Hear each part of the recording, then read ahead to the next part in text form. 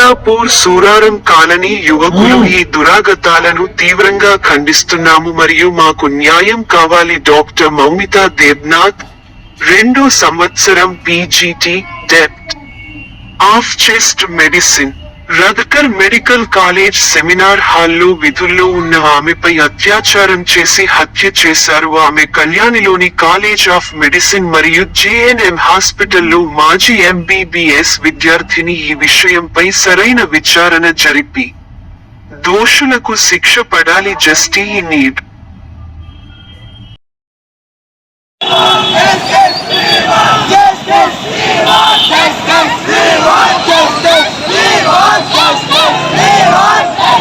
We